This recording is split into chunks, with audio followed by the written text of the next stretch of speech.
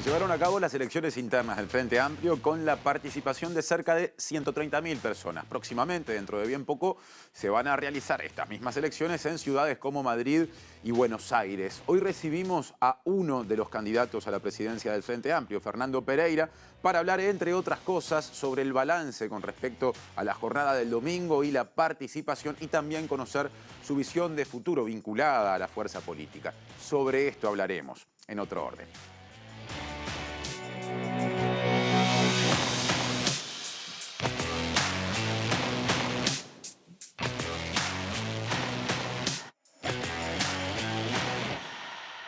Buenas noches, ¿cómo andan? La semana pasada en uno de los programas, de los dos programas que hicimos, hablamos de la cantidad de pronunciamientos populares de distinto tipo, de actos eleccionarios, de elecciones de autoridades que hubo en distintos niveles en este país, en contexto de pandemia, como si 2021 de alguna manera empezara a ponerse al día, en algunos casos con pronunciamientos pendientes desde el año 2020, en otros no. Bueno, faltaba que votara el Frente Amplio y comenzó a votar el Frente Amplio en este contexto de pandemia, con este esquema de 3 candidaturas, Gonzalo Sibila, Ivonne Pasada y Fernando Pereira, a la presidencia de la fuerza política. Precisamente hoy la propuesta es hablar con Fernando Pereira a cuenta de más, porque la idea es profundizar en programas próximos. Ya establecemos contacto con Pereira, recién hice hincapié en la pandemia. Bueno, la pandemia explica que el candidato a la presidencia del Frente Amplio, Fernando Pereira, hoy esté en comunicación a la distancia, Zoom mediante. ¿Qué tal, Fernando? Bienvenido. Un placer de estar con ustedes y bueno, es como la sexta o séptima cuarentena que me toca y una me tocó con COVID, ahora tiene COVID mi esposa y bueno, serenamente estamos haciendo la cuarentena que nos indicó el médico, ¿no? Se te ve bien, nos contarás cómo estás, por qué procedimientos tuviste que pasar, digamos, en estas primeras horas. Y ya que estamos, ¿cómo es ser candidato a la presidencia del Frente Amplio y no poder concurrir presencialmente a votar? Y no votarte ni que tu familia más que vive contigo te vote, ¿no? Debe ser un caso único. Pero bueno, confiamos mucho en el pueblo frente amplista, no solo los que nos votaron a nosotros, sino los que participaron de esta terrible fiesta popular. Pensar que el Frente Amplio mejoró su votación de 2016 en casi 40% y probablemente se acerque a ese guarismo, da cuenta de una fuerza que está parada sobre sus propios pies, que está fuerte, que está con ganas de cambiar y que está con ganas de fortalecerse. Y ese Frente Amplio de alguna manera ayer se hizo presente en cada comité, en cada localidad, en cada ciudad para demostrar el apoyo a la fuerza política y lo hizo en una cantidad impresionante para el momento.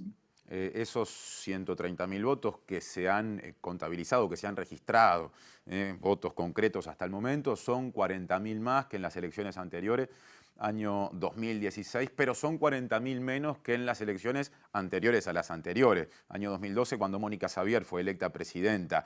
¿Por qué lo uno, pero también lo otro? ¿Y qué significación se le debe dar en función de las dos comparaciones? Bueno, lo lógico es compararla con todas y está bien lo que haces. Los momentos políticos son momentos políticos. Nosotros veníamos de una derrota electoral potente, la que sufrimos en 2019, en primera vuelta y luego en segunda vuelta por muy pocos votos. El Frente Amplio había quedado golpeado, estábamos haciendo un duelo potente y al mismo tiempo una autocrítica larga que encima nos agarró en pandemia, con lo cual fue una autocrítica que el Congreso la pudo laudar recién sobre finales del año y convocar elecciones.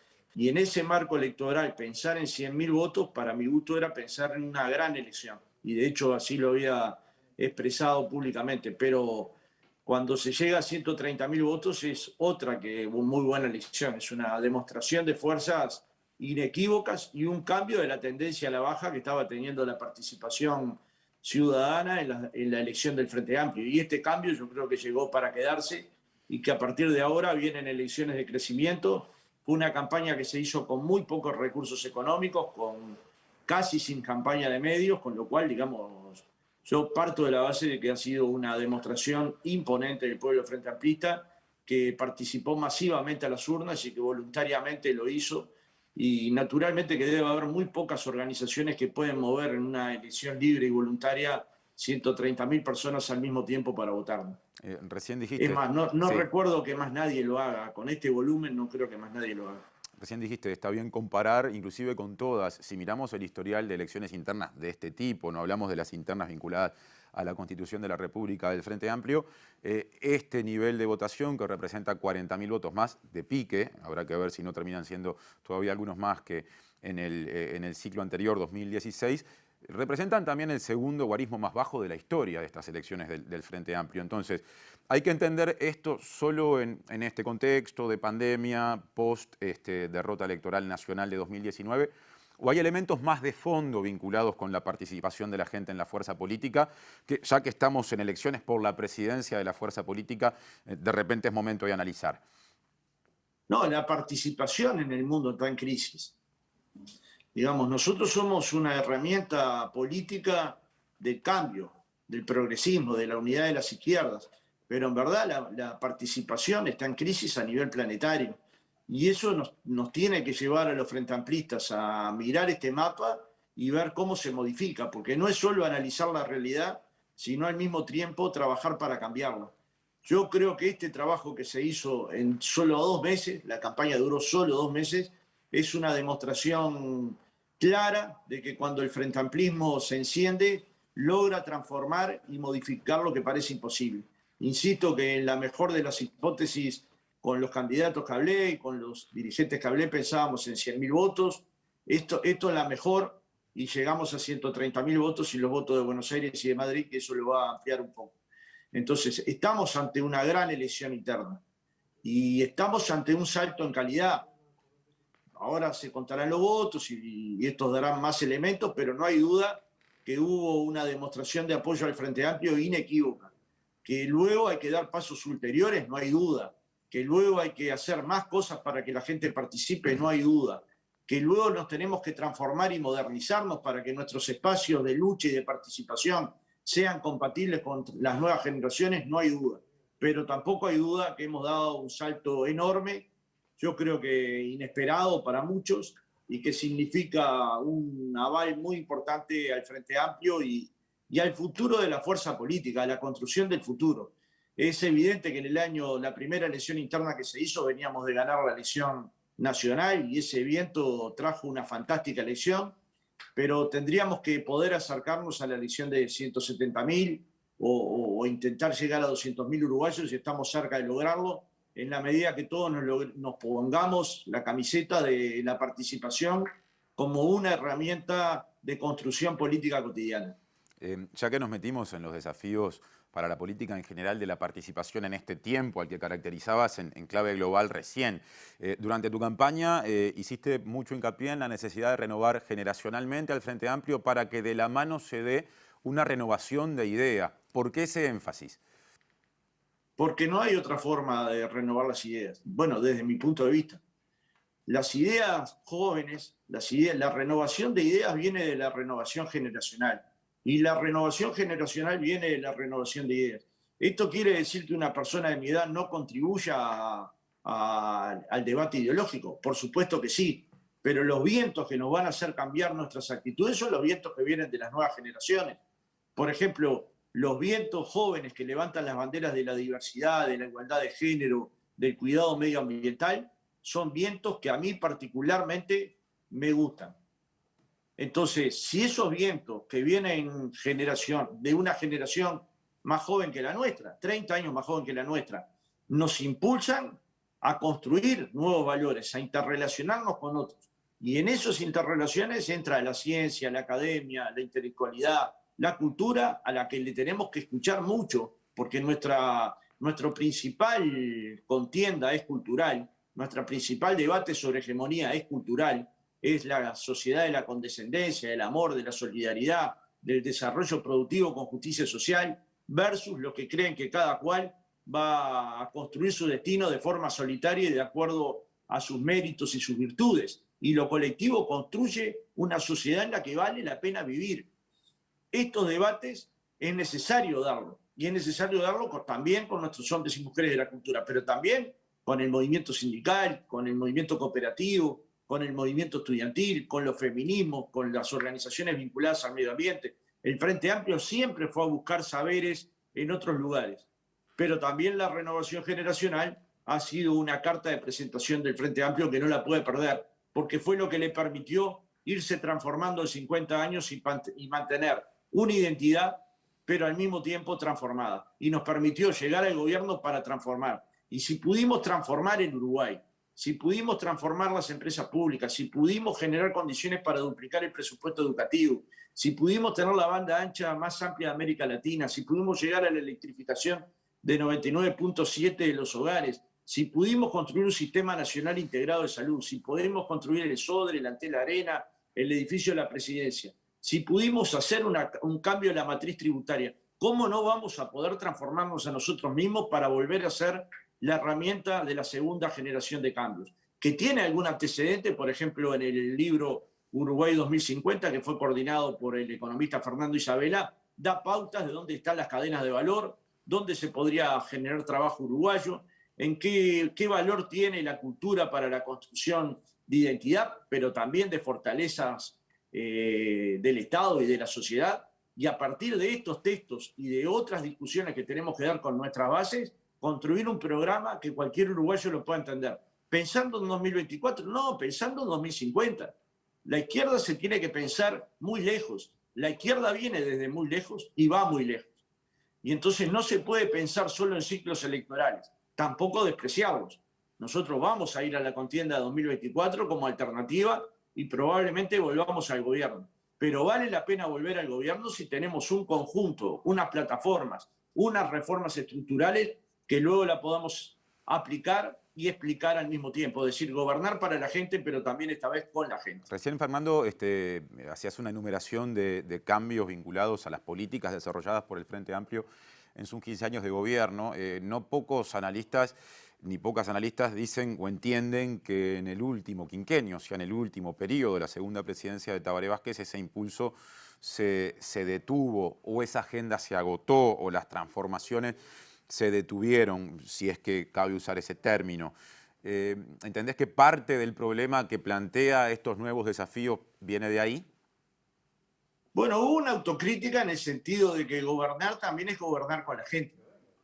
Gobernar con la gente implica que si vamos a construir algo, nuestro pueblo entienda el por qué, lo discutamos con nuestras bases, nos informemos con las departamentales, haya contactos entre los ministros y los militantes, es decir, tiene que haber una serie de relacionamientos que permitan que la fuerza política haga una conexión entre el gobierno, el partido y la gente.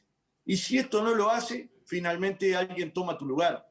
Y naturalmente que ese lugar lo perdimos, la iniciativa la perdimos. Y si perdemos la iniciativa, otro crea la agenda de cambio. A nosotros nos prometieron públicamente los mejores 5 años de nuestras vidas. Nos prometieron que valía la pena cambiar. Y resulta que en los primeros 2 años han existido pérdida de puestos de trabajo, 100.000 uruguayos cayeron por debajo de la línea de la pobreza, se generaron condiciones de comer en ollas populares para decenas de miles de uruguayos, mientras otros pocos concentraron 6.800 millones en bancos en el Uruguay y en el exterior. Es decir, que en cierta medida los más ricos concentraron riqueza y depositaron en bancos y los más pobres pasaron a ollas populares. Ese Frente Amplio que estaba en el último quinquenio, nos dicen un poco más, sin tanto impulso como en los primeros 10 años, hizo transformaciones importantes. Y sobre todo no paró de que los salarios crecieran. Y cuando los salarios crecen, se mueven, las jubilaciones crecen, se mueve el comercio del barrio, se mueve el almacén, la ferretería, y naturalmente cuando esto decrece, que han sido estos 2 años de baja de los salarios, baja de las jubilaciones, pérdida de empleo, gente cayendo por debajo de la línea de la pobreza, también afecta al pequeño y al mediano comerciante. Y la gente empieza a comparar los modelos. Y aunque nosotros tenemos claro que no todo lo que hicimos lo hicimos bien, que hicimos una cantidad de autocríticas, que hay una cantidad de frente amplistas o votantes del Frente Amplio o que le prestaron el voto al Frente Amplio, que en el 2019 no lo hicieron y que en segunda vuelta se acercaron casi a construir una mayoría inexplicable para los analistas políticos y las encuestadoras, porque el pueblo cambia las cosas. Esto es lo que tenemos que entender. Hay una foto que muestra una encuestadora, pero el pueblo la cambia. Las encuestadoras decían que era prácticamente imposible alcanzar la firma para derogar los 135 artículos de la LUC. Y sin embargo fue la oportunidad que más firmas presentaron las organizaciones para un referéndum. Entonces, cuando el pueblo se pone a trabajar y a cambiar, cuando el pueblo tiene una mirada de largo plazo, cuando sabe que viene de lejos, va muy lejos, la mirada no se detiene en 2024, sino que se detiene en la izquierda del futuro. Y esa izquierda del futuro tiene que tener pueblo a pueblo permanente, entendimiento de los interiores, entendimiento de la producción nacional. Fernando, perdón, ya que hablaste de los interiores, quiero hacerte una puntualización con respecto a los interiores. Me quiero detener en esa parte, casi en el tramo final de la entrevista. Hace bien poco fueron las elecciones del Banco de Previsión Social y uno de los datos nuevos fue la participación de un movimiento con fuerte presencia en el interior, en los tres órdenes, elevando la votación opositora, aunque perdiendo ante la lista del PIT-CNT en el orden activo, aproximándose a la votación de ONASPU, aunque perdiendo también en el orden pasivo, y ganando a nivel empresarial. Hablo del movimiento Un Solo Uruguay. El politólogo Oscar Botinelli, presidente de Factum, hace poco lo definió, sobre todo al voto de perfil más empresarial, que vino por esa vía en ese acto eleccionario, como un voto de cuentapropistas, de gente con empresas unipersonales, que producto de las políticas flexibilizadoras del empleo dejó de ser dependiente y ahora tiene una pequeña empresa, o propietarios y propietarias de empresas con pocas personas trabajando, empresas chicas. Al Frente Amplio le está costando, o le costó en el último tiempo, 2019 en adelante, sintonizar con ese Uruguay que se expresó así en las últimas horas, o hace 8 días en esas elecciones? Yo pienso que sí, que nos ha costado establecer un diálogo, que muchas veces los hemos ubicado en un lugar que no les corresponde.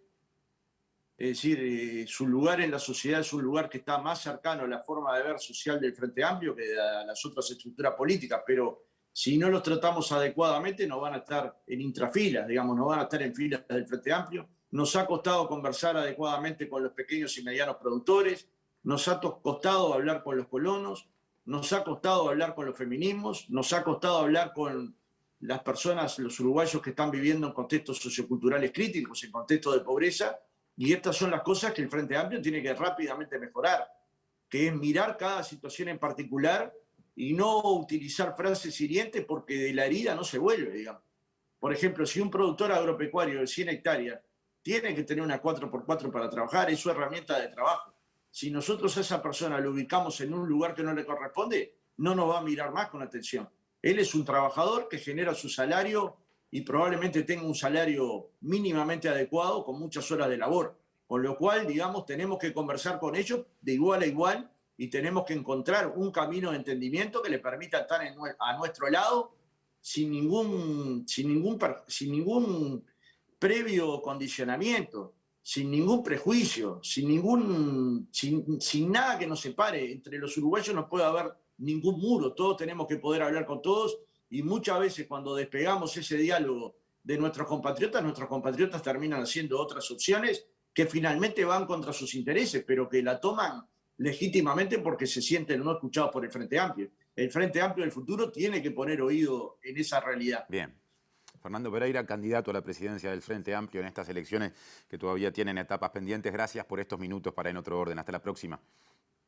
Si me permitís un segundo, simplemente agradecer a todos los que hicieron ayer posible la elección, a los que integraron las mesas, a los que fueron a votar, a los que estuvieron en la comisión electoral previendo toda esta participación, y a nuestros queridos compañeros Ehrlich y María José Rodríguez, que permitieron en este tramo de la transición la conducción del Frente Amplio mirando también al futuro. Y empezar a mirar al futuro es una necesidad inmediata. Muchas gracias, hasta la próxima. Cerramos este tramo de entrevista a cuenta de más, porque la idea también es establecer contactos próximamente en la próxima edición con la candidata a la presidencia, Ivonne Pasada, y el otro candidato a la presidencia del Frente Amplio, Gonzalo Sibila. Después de la tanda que viene cambiamos de tema y abordamos la situación sanitaria. ¿Cómo está Uruguay ante la variante Omicron, que ya está en la región y dicen las personas expertas va a entrar a Uruguay? ¿Qué tan preparado está el país ante los potenciales riesgos que traería de su mano? Eso lo va a desarrollar en su informe Julieta Núñez Tomás. Y más adelante abordaremos un aspecto bien específico, la vacunación a nivel infantil. No se pierdan lo que viene.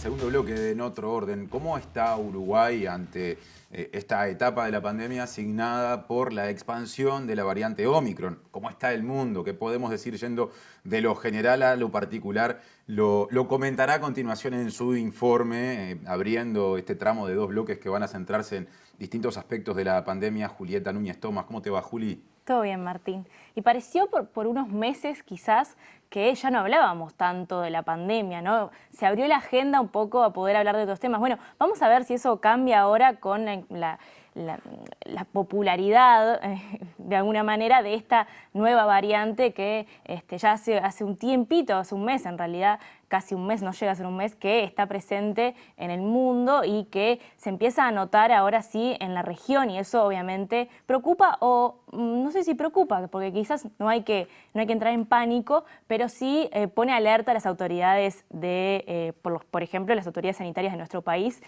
para saber cómo enfrentar esta variante y ver qué es lo que puede llegar a pasar. Preparamos un informe, como siempre, no solamente para hablar de esta nueva variante, sino para saber un poco cuál es el estado de la pandemia en Uruguay. Vamos a verlo.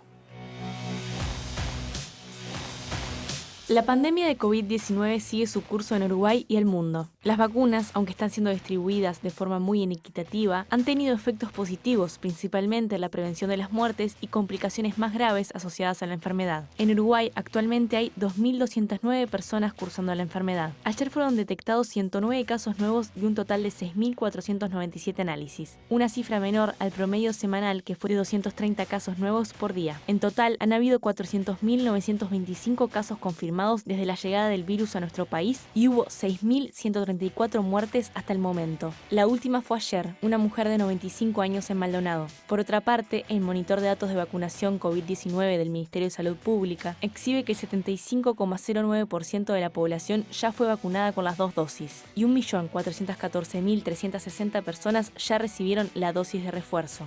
El departamento con más población con el esquema de vacunación completo, en términos porcentuales, es Artigas, y la franja etaria con más cobertura son los mayores de 75 años. Ahora la preocupación en la región gira en torno a la variante Omicron. La variante fue clasificada como preocupante por la OMS el 26 de noviembre. Si bien se detectó por primera vez en la región sudafricana, ya fueron confirmados casos en Argentina, Chile y Brasil, en el estado fronterizo con Uruguay, Río Grande do Sul, y es muy probable que entre a nuestro país en el corto plazo. Uno, si cayera en ese dramatismo que no se aconseja para este momento, diría, bueno, estamos rodeados. En realidad, en las últimas horas la OMS comenzó a divulgar información que relativiza aquella alarma inicial, aunque tampoco es que pase al discurso de decir esto no importa. Entonces, en definitiva, ¿qué más podemos saber de esta variante? Sí, creo que o sea, lo que está diciendo vos sobre la OMS es esto que decíamos recién, ¿no? No entrar en pánico, no creer que todo lo que avanzamos, por ejemplo, va a ir hacia atrás porque haya una nueva variante. Lo sabíamos, creo que el mundo científico lo sabía y así lo expresó en los medios, que iban a surgir nuevas variantes, sobre todo relacionados a los países que tenían baja vacunación, y sobre eso vamos a profundizar más adelante. Bueno, ¿qué sabemos sobre esta variante? Lo primero que sabemos es que se detectó por primera vez y fue reportada a la Organización Mundial de la Salud el 9 de noviembre en Sudáfrica, y que fue catalogada como una variable preocupante justamente porque se le presentó evidencia al Grupo Consultivo Técnico de la OMS, que esta evidencia decía que esta variante tenía características en el virus que podrían ser preocupantes, como por ejemplo la facilidad para propagarse o la gravedad de los síntomas que causa. En cuanto a la transmisibilidad, bueno, en realidad no está determinado 100% que esta variante, como otras, como la Delta, por ejemplo, que eso sí está comprobado, se transmita más fácilmente de una persona a otra, o sea que el contagio se dé de manera más fácil, pero sí es verdad que en los lugares en los que está siendo identificada los contagios suben, que puede ser por esto o no, siempre hay cuestiones relativas en esto de este virus, pero sí está sucediendo que, bueno, en Sudáfrica, por ejemplo, que es donde se están haciendo la mayor cantidad de test, bueno, subieron los casos a raíz, creen ellos, de la identificación de esta variable en particular. La OMS también plantea o sugiere a los gobiernos tomar determinadas medidas, como por ejemplo intensificar las actividades de vigilancia y secuenciación para conocer mejor las variantes de SARS-CoV-2 en circulación, ¿no? O sea, poder identificar si realmente están presentes o no en el país y compartir estos datos sobre las características para ver cuáles son los efectos, ¿no? Porque no es únicamente identificar, bueno, si este país tiene variantes, sino poder construir entre todos los países, bueno, las características que tiene, los efectos y también, bueno, estos que estamos hablando sobre la transmisibilidad y la probabilidad de que pueda tener síntomas más graves o no, o quizás la gente es más asintomática con esa variante. Bueno, lo que pide la OMS es que los gobiernos puedan compartir de manera abierta y pública esa información y por otro lado también hace recomendaciones a la población, ¿no? Y estas recomendaciones van en el orden de lo que varias personas han hablado ya, que tienen que ver con las medidas no farmacológicas, ¿no? Algo que estuvo muy presente antes de la vacunación, antes de que llegara la vacunación a nuestro país, pero que tiene que seguir estando presente ahora y que la OMS de alguna manera lo refuerza encontrando esta nueva variante que, bueno, podemos llegar a tener, tienen de hecho algunas dudas sobre cómo va a funcionar la vacunación que ya tenemos en los países, la vacunación que ya está aprobada. Esa es una gran pregunta, ¿no? Que vale para Uruguay, que vale para el resto del mundo. Uruguay tiene una cobertura de vacunación muy alta, lo decías en tu informe, pero uno se pregunta, ¿qué pasa con esa protección en este nuevo escenario? Bueno, hicimos algunas preguntas sobre eso y lo vamos a ver ya en unos segunditos, pero sí, la OMS y también otras autoridades de la salud resaltan la importancia de mantener las medidas no farmacológicas que son la distancia, la utilización de tapabocas, por ejemplo, la ventilación de los ambientes, eso sobre todo, bueno, las aglomeraciones, esa palabra que entró en nuestro diccionario habitual en los últimos 2 años. Bueno, todas estas cosas vuelven a estar sobre el tapete y de alguna manera, bueno, esa es una de las cosas que la OMS sale a hablar y a pedir que se tengan en consideración cuando estamos hablando de esta nueva variante. Bien, decías que teníamos preparada información vinculada específicamente a la cuestión de la vacunación. ¿Cómo nos vamos acercando a ese tema? Bueno, un dato quizás y después ya vamos a la entrevista. El dato en particular es que hoy el gobierno argentino aprobó, se comunicó en el boletín oficial del gobierno que aprobó con carácter de emergencia la vacuna Sputnik Light, que es la versión monodosis de la Sputnik V que ya conocemos. Esta es una vacuna que con una sola inoculación logra una protección, ¿no? Entonces se sabe y se sabe en Argentina y se dice en este boletín oficial que esta aprobación tiene que ver en particular con el primer caso que mencionábamos en el tape de la variante Omicron en Argentina. Entonces esa es una cuestión en particular que vale la pena destacar. Y después otra cosa que Henry Cohen, que es ex integrante del GACH, lo mencionaba también en una conferencia hace poquito, a la salida de una conferencia, que es importante saber que Uruguay, en el contrato que tiene con Pfizer, tiene una adaptación, o sea, tiene una cláusula, sí, de alguna manera,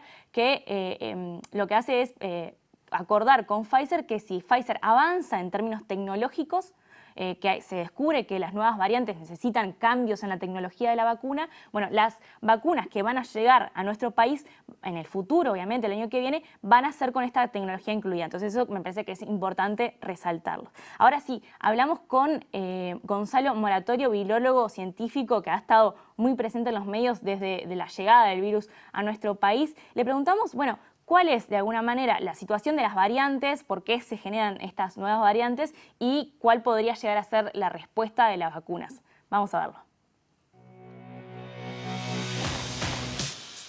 ¿Cómo se están desarrollando las nuevas variantes en el mundo y cuán efectivas son las vacunas? En primer lugar, los virus y sobre todo aquellos cuyo genoma sea de ARN, es natural que cada vez que replican incorporan mutaciones, porque no pueden corregir esos errores a nivel molecular. Por lo tanto, las variantes se van a seguir generando y las mismas se van a seguir generando aún más en los lugares en donde hay baja vacunación, bajo porcentaje de la población vacunada. Estos son lugares ideales en donde el virus puede claramente transmitirse más rápido y a medida de que el virus replica más y se transmite a más personas, más mutaciones van a ser acumuladas. ¿Cuán efectivas pueden ser las vacunas? Y bueno, lamentablemente creemos que estas van a ser efectivas contra, por supuesto, el desarrollo de la enfermedad grave, como lo han mostrado otras variantes, pero no lo podemos decir aún completamente. Sí, en Sudáfrica y Botsuana, lugares donde primera vez esta variante se detectó, hoy está en muchísimos países de todo el mundo. En algunos ya hay circulación comunitaria, en otros es de viajeros únicamente. No lo podemos decir porque estamos un par de semanas atrás, pero creemos que las vacunas van a ser efectivas. ¿Por qué es esto? Porque las vacunas no solo generan la respuesta de anticuerpos, en donde, como ustedes saben, esta variante es la que más mutaciones presenta, sino que las vacunas también activan inmunidad principalmente por células T. Y para estas es importante entender que muchas de estas mutaciones no son fundamentales para que las mismas respondan. Entonces existe la posibilidad de que las mismas no sean tan efectivas, pero creemos que al final del día lo van a hacer frente al desarrollo de la enfermedad grave. No es categórico, moratorio con respecto a ese punto, pero claramente sí es optimista y uno supone que ese optimismo sabe que ese optimismo tiene base en el conocimiento, en lo que se viene estudiando y en lo que se va sabiendo de esto que es dinámico, ¿no? Y entonces día a día va surgiendo nueva información cuando aparecen variantes nuevas. Sí, día a día va surgiendo nueva información y en realidad eso está también en la agenda pública de nuestro gobierno, por ejemplo, y se le consultó al presidente de la República, Luis Lacalle Pou, sobre esta nueva variante porque está llegando el verano, de alguna manera la temporada turística se está activando, este es un sector que sufrió mucho y esto que obviamente Uruguay abrió sus fronteras y tiene pensado tener una temporada lo más parecido a lo normal o lo más parecido a lo que era antes de la llegada del coronavirus y estas variantes que sabemos que, por ejemplo, el caso de Argentina es de una persona que viajó a Sudáfrica y volvió, viajó por trabajo y volvió. Sabemos que el tema de los viajes tiene mucho que ver con estas nuevas variantes y con la llegada o la posible entrada de estas variantes al país. Entonces se le consultó de alguna manera al presidente si se pensaban tomar medidas en cuanto a la restricción de la movilidad, por ejemplo, o cuestiones asociadas también al turismo, a la vista de que esto ya está en la región, esta nueva variante ya está en la región. Esto fue lo que dijo. Con esta cepa, con las cepas anteriores, semanalmente, diariamente, nosotros recibimos sobre las 4 o 5 de la tarde un informe, departamento por departamento, el total de casos, insisto, la gente en tratamientos intensivos. Hoy en día no hay ningún motivo para dar un paso atrás, ningún motivo. Si la gente ayuda, insisto, y disculpen que sea reiterativo, con la tercera dosis, vamos a estar mejor inmunizados para estas variantes que depende de lo que uno lea y de los papeles científicos nuevos que están surgiendo. Algunos dicen que es una variante no tan agresiva, otras más. Hay que cuidarse, no hay misterio, no sabemos cómo va a evolucionar este tema. Así que con la vacuna y con ciertos cuidados vamos a estar mejor. Hablar de la temporada turística es una manera de acercarnos a 2022, ¿no? Porque el verano nos va a empujar al cambio de año. ¿Qué se puede esperar a nivel del país para el año que viene?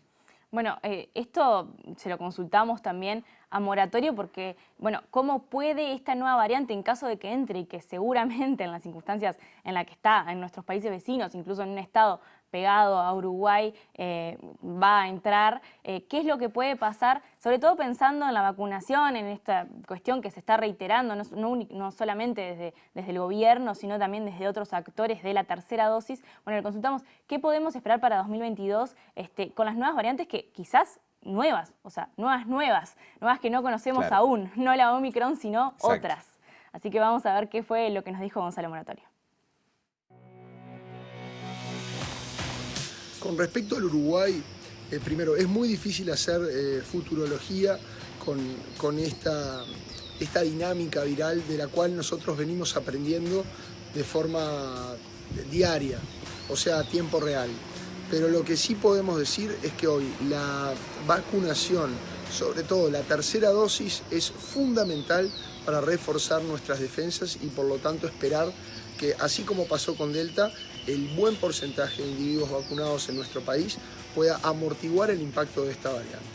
Creemos, o al menos espero, que bueno, siguiendo con las medidas no farmacológicas, sobre todo en lugares cerrados y demás, pero aprovechando y disfrutando todo el tiempo perdido al aire libre y el buen tiempo, más la buena cobertura de vacunación del país, esperemos poder hacer frente y no tener que dar pasos atrás.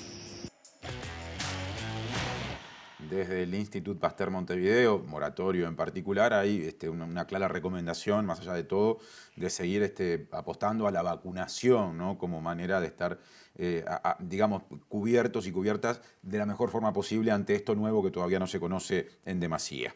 Sí, y la vacunación de hecho ha estado en agenda no por la Omicron, sino por otras resoluciones que tienen que ver con la vacunación en niños, y de hecho a Mónica Pujadas, pediatra, integrante de la Sociedad Uruguaya de Pediatría, se le consultó en una actividad, la pandemia y la pospandemia, un enfoque en niños, niñas y adolescentes, si esta nueva variante puede llegar a tener que ver también con la decisión que tomó el Comité Asesor en Vacunación sobre la vacunación en niños, y ella dijo que se recomienda la vacunación en niños, que no tiene por qué tener que ver específicamente con esta variante nueva, pero sí que el aumento de los casos repercute en la vida de los niños de alguna manera, y que la vacunación en esta franja puede llegar a contribuir a que puedan vivir su vida de la mejor manera posible. Viene bien este cierre del informe porque tiene que ver con lo que viene en el próximo bloque de En Otro Orden. Vamos a estar con Gustavo Giacchetto, justamente para, ahí sí, ¿no?, depositar la mirada particularmente en la situación de niños y niñas ante la posibilidad de vacunación, que ya está abierta, que se formalizará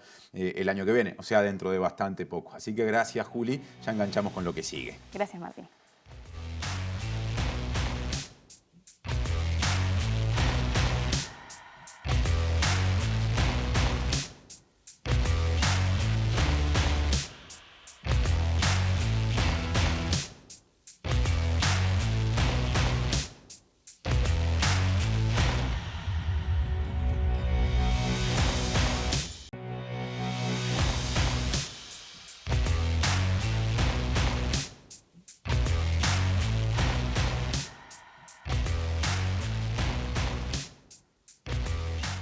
Hay más En Otro Orden, niños y niñas ante la pandemia. Vacuna, por supuesto, pero no solo vacuna, para justamente acercarnos a la situación de la infancia en este momento de la evolución de una pandemia que no está superada, pero que sí brinda mejores condiciones, por lo menos en Uruguay.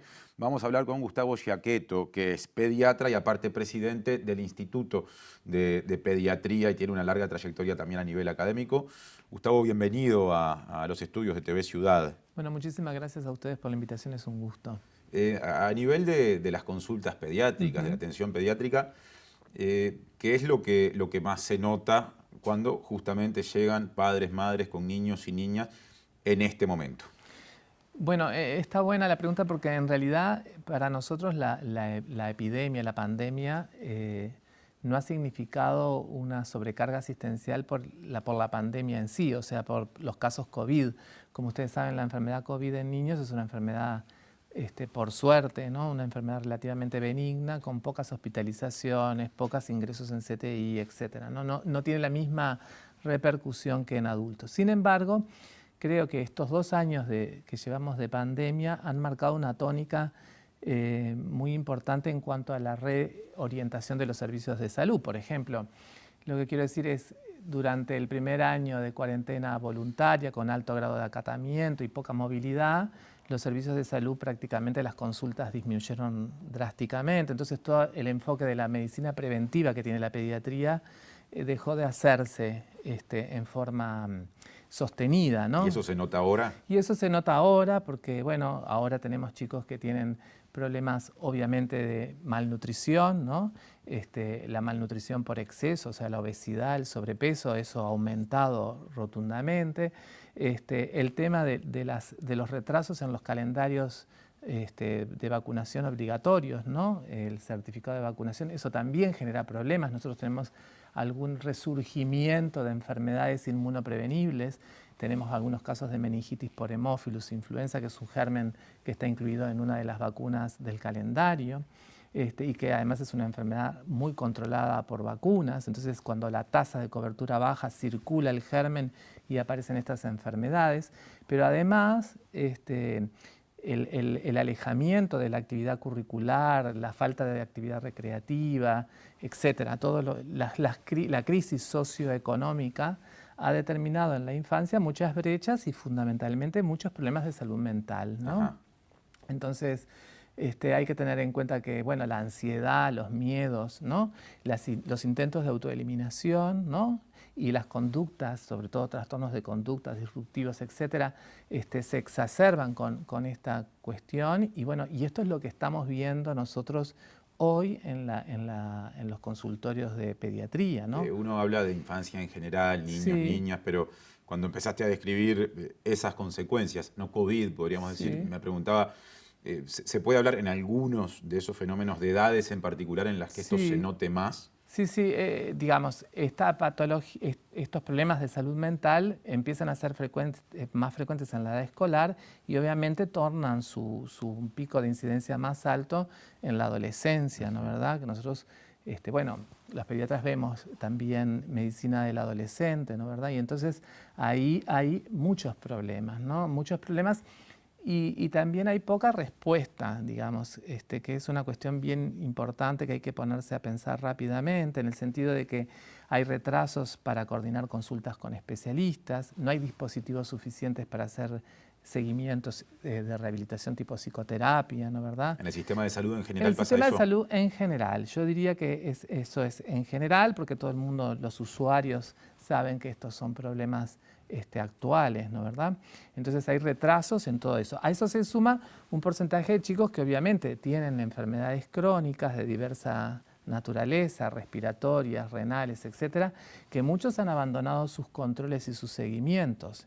Y retomar y retornar a esto es una cuestión bastante complicada también, ¿no? En este contexto, ¿qué significa la presencialidad escolar? El hecho de que ya hace algunos meses la gran mayoría o toda esa población haya vuelto a los centros de estudio. Eso para nosotros es fundamental. Como decíamos, haciendo actividades de asesoramiento, decíamos, las escuelas serían lo último en cerrar y es lo primero en abrir, digamos, ¿no? Es una de las cosas, de las lecciones aprendidas que nos dejó la pandemia, ¿no? O sea que para nosotros contar con el ámbito escolar como un ámbito no solo de socialización y de aprendizaje, sino la escuela es una gran articuladora de todas las actividades sociales, incluso un lugar donde se detectan muchos problemas en la infancia, ¿no? Es la escuela quien identifica problemas conductuales, problemas del desarrollo, problemas de aprendizaje. Es la escuela quien identifica también signos de alarma frente a abuso, maltrato infantil, que son temas muy también frecuentes, ¿no es verdad? Entonces, para nosotros es fundamental. ¿Cómo hay que entender, digamos, la posibilidad de que la vuelta a la presencialidad escolar genere más circulación del virus y pueda poner en riesgo a personas adultas vinculados con esos niños y esas niñas? ¿Es un problema significativo ese? Sí, bueno, ahí hay un tema bien importante. Yo escuchaba el informe anterior, sí, ¿no? Entonces, a mí me gusta aclarar que los niños, obviamente, nosotros antes los veíamos como individuos que no podían transmitir la enfermedad o transmitían muy poco la enfermedad. De todos modos, investigaciones que nosotros llevamos adelante y análisis de brotes que lleva el Ministerio muestra que hasta un 40% de los chicos continúan la cadena de transmisión y pueden ser el caso índice. Eso no quiere decir que ellos son los responsables o principales transmisores de la enfermedad. La enfermedad sigue siendo una enfermedad donde la fuerte transmisión está centrada en los adultos, porque son los adultos los que desarrollan síntomas, son los adultos que tienen altas cargas virales y los que tienen más chances de transmitir. De hecho, muchas veces, si bien es cierto que el 40% de los chicos puede ser un caso índice en un brote escolar, hasta el 60% son adultos, o sea que siguen siendo los dominantes. Entonces, abrir la escuela implica abrir la escuela en las condiciones que uno pueda, respetando las normas y donde, en definitiva, los adultos y el personal adulto esté vacunado. Eso es una cuestión bien importante. Entonces, ese es como el foco más importante, reforzar la vacunación en adultos, avanzar con la tercera dosis, porque sabemos que estas vacunas tienen una inmunidad corta, ¿no es verdad? Parece como una cuestión bien importante, además de tomar las medidas de precaución que correspondan.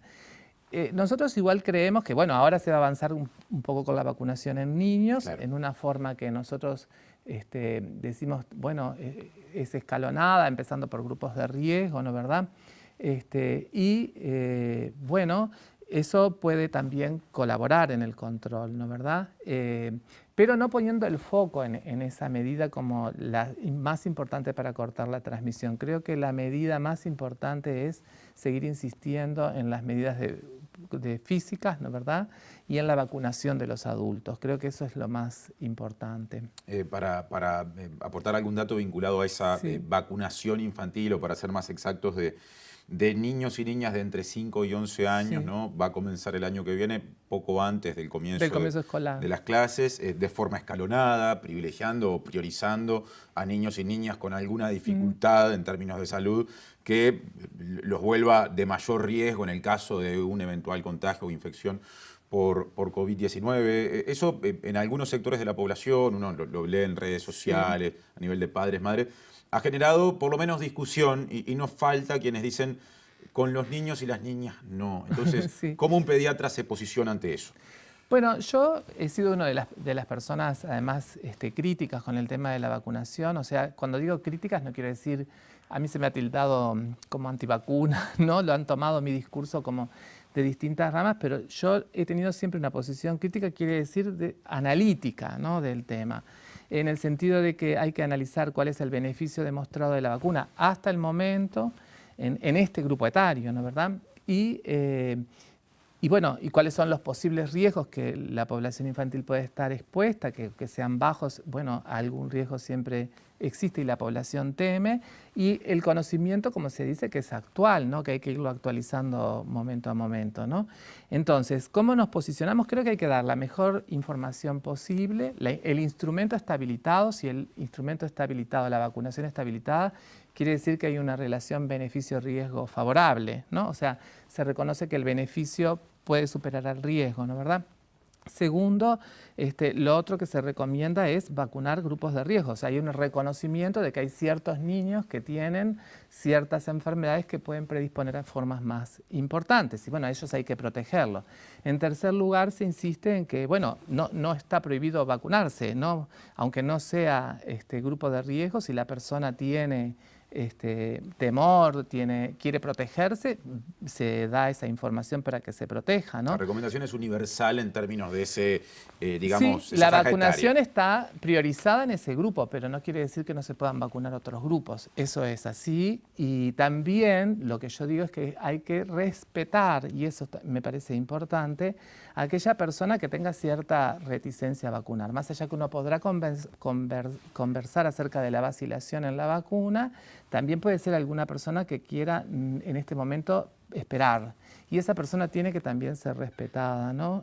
La resolución que sacó la Comisión Nacional Asesora hace hincapié en la no obligatoriedad, que es una cosa obvia, pero no es tan obvia, porque después las vacunas se exigen como pasaporte para todas las actividades, y también en la no discriminación del que no se quiera vacunar, ¿no? Creo que eso es una diferencia, ¿no?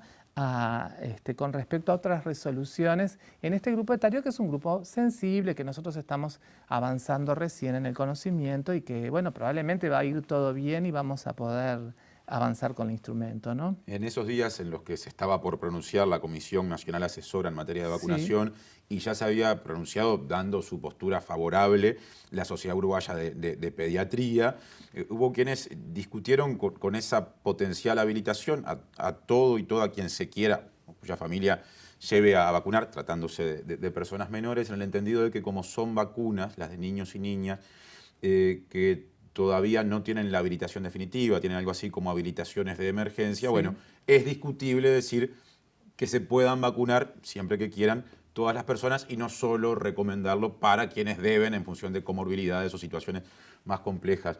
¿Qué importancia le asignás a ese argumento? Bueno, es que ese argumento, yo participé de ese argumento.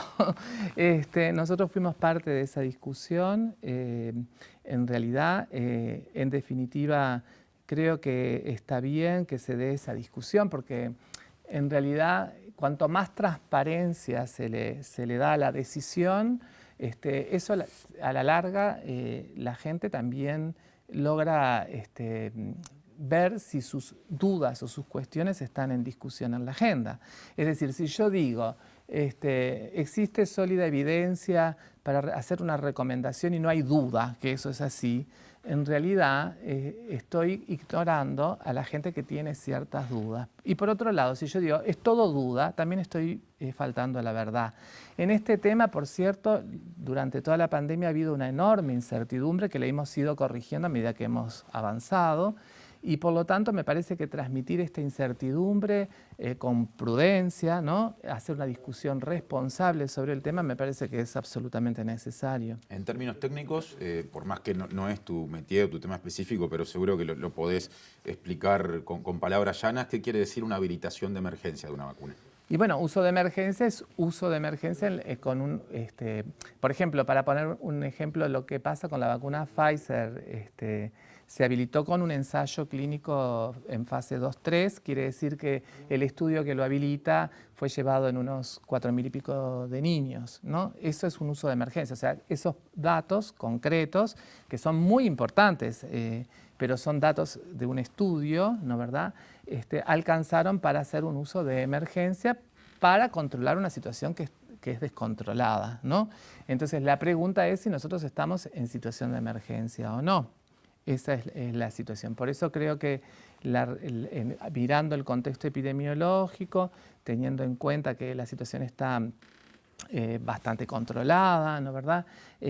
Creemos nosotros que la resolución del Ministerio está bien, ¿no verdad? O sea, acompañamos esa resolución. De hecho, en la comisión que hemos discutido, esa resolución nosotros hemos participado, ¿no verdad? Se ha hecho mucho hincapié cuando se conoció la información de que se va a suministrar en Uruguay a esta población infantil, digamos, una dosis de la vacuna Pfizer especial, es decir, adaptada sí, es una a ese dosis público. menor, ¿Cómo es eso? como un tercio menor de la dosis del adulto, que es la dosis que se ha testado en estos ensayos, ¿no? que en realidad muestra que tiene una buena inmunogenicidad, o sea, respuesta inmune, ¿no? La estimulación es buena, medida por el título de anticuerpos, ¿no verdad? Y por otra parte, una reactogenicidad, le llamamos nosotros a efectos locales e inmediatos relativamente seguros, ¿no verdad? O sea, con poca toxicidad. Y por otra parte es lo que se ha medido que tiene una eficacia para disminuir la COVID sintomática en niños, ¿no? Esa. O sea que ahí vendría a estar el impacto mayor en Sí. reducir los cuadros con síntomas. Bueno, nosotros creemos que la recomendación del Ministerio hace hincapié en que el objetivo de la vacunación es tener que los chicos tengan acceso como instrumento de protección individual. Ese es el beneficio más importante. Y el segundo dice, bueno, es probable que a través de eso se beneficien directamente, ¿no? Disminuyendo carga de enfermedad y estas otras cuestiones que pueden facilitar la vida de los chicos. Por ejemplo, no tener tanta interrupción escolar, etcétera, ¿no? Igualmente ese aspecto debe ser abordado paralelamente con la revisión de los protocolos de actuación escolar, ¿no? ¿Cómo es eso? Claro, lo que digo yo es que en realidad hoy nosotros tenemos una enorme capacidad de testeo, ¿no? De screening, ¿no? Yo tengo la impresión, esta es una opinión mía como profesional, de que no hay recomendaciones generales, pero en cada lugar las cosas se aterrizan un poco diferente y entonces a veces se exagera con las medidas de testeo y de poner en cuarentena muchos contactos de contacto y eso genera una enorme distorsión. Nosotros tenemos que ver que hoy probablemente en cualquiera de nosotros puede tener un contacto con una persona, más los médicos, ¿no? Sí. Que tienen un caso de COVID positivo. Y bueno, una de las cosas que tenemos que analizar es cuántas dosis de vacuna tiene la persona, si tuvo o no tuvo enfermedad. Por ejemplo, en mi caso, yo tengo 3 dosis de vacuna y tuve la enfermedad, tuve un contacto. Me tengo que hisopar igual si estoy asintomático. ¿Eso no se está analizando hoy debidamente? Yo creo que eso se hace, pero probablemente las conductas son bastante heterogéneas. Y si eso se practica a nivel escolar, probablemente se estén sometiendo a estudios, ¿no? Y a cuarentenas personas que probablemente no son necesarios poner en cuarentena ni hacer estudios. Entonces, sin perder de perspectiva que una de las medidas más importantes es el testeo, el rastreo y todos los demás, hay que adaptarlo al momento epidemiológico actual, ¿no? Eso me parece que es una cosa elemental. Gustavo, gracias por la visita en otro orden. No, gracias a ustedes por la invitación. Nosotros cerramos el programa de hoy, nos reencontramos el próximo miércoles en la pantalla de TV Ciudad con más repercusiones políticas, con más asuntos de agenda. Que pasen bien.